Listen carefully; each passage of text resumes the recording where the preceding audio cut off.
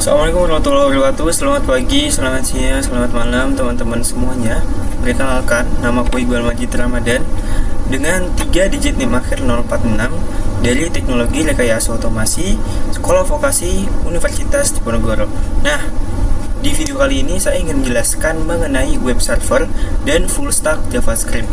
Nah, jadi hasil dari materi ini nantinya akan saya buatkan sebuah web portfolio seperti itu. Nah, ini adalah modul kelima di integrasi IoT web server MQTT dengan ESP32 untuk sistem otomasi modern. Nah, di sini saya membuat video ini untuk melengkapi tugas mata kuliah Praktikum Mekatronika dan Robotika dari dosen Teknologi Rekayasa Otomasi, yaitu Pak Rafiq Cahyo Prayogo. Nah, kita lanjut. Nah, yang pertama kita masuk ke sebuah arsitektur full stack. Nah, sistem 3 lapis atau 3 tier. Nah, arsitektur modern memisahkan tanggung jawab menjadi 3 bagian utama. Yang pertama ada front end atau client, yaitu antarmuka pengguna berbasis React untuk visualisasi dan data real time. Yang pertama. Yang kedua ada back end atau server, engine, Node.js, dan Express untuk logika bisnis dan API. Nah, yang ketiga ada database layer. Nah, ini penyimpanan data sensor. Ini ada PostgreSQL dan juga MongoDB. Nah, komunikasi ini dilakukan via HTTP REST API atau WebSocket. Nah, di sini ya teman-teman untuk full stack application arsitekturnya, kita ada front end, back end, database layer, dan juga di sini ada API communication, security monitoring. Nah, di sini untuk urutannya dia dari front end dulu, dia nge-build dengan React.js atau Next.js. Habis itu di sini kita masuk ke back end. Setelah back end kita masuk ke API communication, lalu habis itu ke security dan monitoring. Lalu terakhir baru database layer. Nah, next. Nah, keunggulan dari JavaScript. Nah, yang pertama itu ada satu bahasa, yaitu front end dan back end menggunakan bahasa yang sama, memudahkan sinkronisasi tim pengembang. Yang kedua, ada non-blocking I/O. Nah, event loop Node.js sangat efisien menangani ribuan koneksi konkuren, ideal untuk data IoT. Nah, yang ketiga, ada ekosistem NPM. Nah, lebih dari 2 juta paket siap untuk mempercepat pengembangan fitur kompleks. Next. Nah, di sini ada Node.js runtime. Nah, ini ada event driven arsitektur. Nah, Node.js ini menggunakan V8 engine dari Chrome. Alih-alih membuat thread baru untuk setiap request, Node.js menggunakan single threaded event loop. Nah, ini memungkinkan server tetap responsif saat menunggu operasi I/O seperti query database atau pembacaan file selesai diproses oleh OS. Nah, ini untuk event loopnya itu single thread. Lalu ada register callback, lalu ada operation complete dan juga trigger callback kayak gitu. Nah, di sini ada Express.js framework. Nah, untuk struktur dan middleware-nya, Express mempermudah manajemen rute dan pengolahan data untuk melalui middleware. Nah, ada app use, Express.json, ada di sini ya untuk parsing JSON-nya. Lalu di sini ada upgrade-nya. Nah, di sini mengikuti pola MVC, model view controller untuk aplikasi skala industri di bidang otomasi. Nah, fitur utamanya ada robust routing, ada middleware support, high performance, dan juga template engines. Nah, ada React UI library. Nah, di sini komponen dan hooks-nya itu membangun antarmuka secara deklaratif dengan komponen yang dapat digunakan kembali. Ada use state, mengelola status data sensor secara internal. Lalu yang kedua ada use effect, menangani sinkronisasi data dari API atau socket. Lalu ada JSX, yaitu sintaks gabungan JS dan HTML untuk UI dinamis. Nah, how does React.js work? Nah, di sini ada komponennya. Yang pertama ada page header, lalu ada HI-nya itu content, lalu ada page footer-nya. Nah, di sini ada virtual DOM, lalu ada hello atau kontennya di sini isinya tulisannya adalah hello, lalu ada new virtual DOM, Nah, nanti di sini ada change checking ke virtual DOM.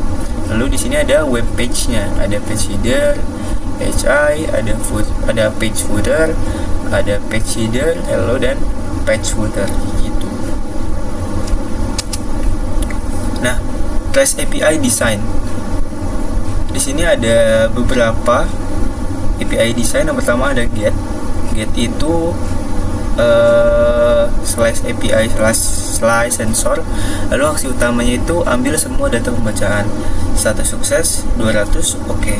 Nah, untuk post dia sama API sensor juga. Jadi kirim data baru dari ESP32 dan 201 created untuk status suksesnya. Nah, lalu ada put, di sini API config.id, di sini update konfigurasi device. Nah, 200 oke untuk status suksesnya. Lalu ada delete, di sini hapus log lama. Jadi 204 no content gitu. Nah, sekarang ada database integration. Nah, kesesuaian penggunaan database. Ada PostgreSQL relational. Lalu di sini ada production grade-nya. Lalu di sini ada MongoDB NoSQL. Jadi dia rapid prototyping. Lalu ada SQLite embedded atau small project. Lalu ada InfluxDB time series IoT sensor data. Nah, di sini ada real time connectivity. Pertama ada socket IO versus HTTP. Mana yang lebih baik? Yang pertama kita bahas HTTP terlebih dahulu. HTTP bersifat request response, boros bandwidth. Sedangkan socket IO menyediakan koneksi persisten 2 arah gitu. Dan juga ini latensinya itu 50 millisecond dan live visualisasinya itu mencapai 100%. Lalu di sini ada security authentication, ada JSON Web Token JWT mode stateless untuk mengamankan API tanpa menyimpan session di server. Pertama, login, credential, email atau pass. Lalu ada server mengembalikan token terenskripsi. Lalu yang ketiga, klien menyertakan token di header setiap request. Yang keempat, ada server memverifikasi tanda tangan token. Nah, di sini ada JWT authentication process. Yang pertama ada send to token request. Lalu di sini ada validate atau memvalidasi informasi yang dikembalikan dari JSON token. Lalu yang ketiga, ini ya teman-teman, yaitu sends on JSON token. Lalu yang keempat, returns protected resource. Nah, dia dari klien lalu bisa ke authentication server untuk validasi. Lalu ada resource server. Nah, sekarang ada Cloudflare tunnel. Nah, localhost ke internet, mengekspos server lokal ke internet publik tanpa perlu tanpa perlu IP publik atau port forwarding di router. Nah, ini adalah Cloudflare tunnel, yaitu URL sangat aman karena lalu lintas dienkripsi dan melewati Cloudflare Edge. Gini ya teman-teman. Cloudflare network, di sini ada Cloudflare Edge server.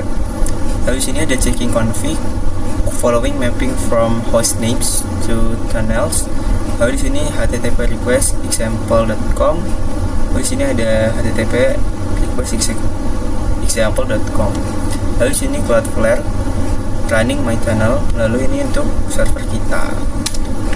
Nah, sekarang ada peta jalan atau roadmap-nya. Yang pertama ada level 1, di sini ada dasar React dan Vite Todo app. Lalu level 2 ada Express dan SQLite gitu ya, SQLite, REST API. Lalu yang ketiga ada IoT dashboard, socket.io. Lalu yang keempat production out and cloud. Lalu the best way to predict the future is to build it. Kayak gitu. Ini adalah sebuah kata-kata, the best way to predict the future is to build it. Kurang lebih seperti itu. Jadi langsung saja kita langsung masuk ke pengimplementasian dari materi web server ini. Salah satu bentuk pengimplementasian dari web portfolio. Nah, di sini pertama-tama kita sudah membuat HTML ya. Teman-teman bisa melihat, teman-teman di sini bisa mendesain portofolio seperti apa yang teman-teman nanti ingin buat gitu, supaya tampilan di URL ketika orang lain atau kita sedang membuka, tampilannya jadi lebih cantik, lebih visualnya jadi lebih oke gitu. Di sini teman-teman sekiranya udah bisa, lalu teman-teman bisa ke sebuah website, namanya ini adalah Netlify. Teman-teman di sini tinggal upload saja. Nanti setelah itu web portofolio sudah jadi dan orang lain bisa melihat. Nah, jadi posisinya di sini adalah hosting, teman-teman. Jadi kalau tidak di hosting itu adalah bentuk lokal. Jadi kalau lokal tidak bisa orang lain itu melihat web yang teman-teman buat seperti itu. Jadi hanya kita saja yang bisa melihat. Nah, tapi kalau di hosting orang lain itu bisa melihat project atau portofolio yang teman-teman buat gitu. Di sini tampilannya seperti ini. Ini sesuai dengan apa yang sudah kita desain di HTML-nya. Nah, ini adalah programnya. Nah, di sini sudah tertampil, teman-teman. Ini ada website yang telah saya buat, portofolio yang telah saya buat. Di sini ada pengalaman kerja dan organisasi, lalu ada proyek unggulan seperti itu. Di sini ada proyek unggulan saya, ada sistem kontrol suhu, ada prototype smart farm, lalu ada pengalaman kerja dan organisasi di sini. Oke, tentang pengalaman seperti itu ya teman-teman. Ini untuk desain yang telah saya buat. Nah, kurang lebih sekian dari pengimplementasian dari web server, materi web server untuk tugas mekatronika dan robotika. Sekian dari saya. Wassalamualaikum warahmatullahi wabarakatuh.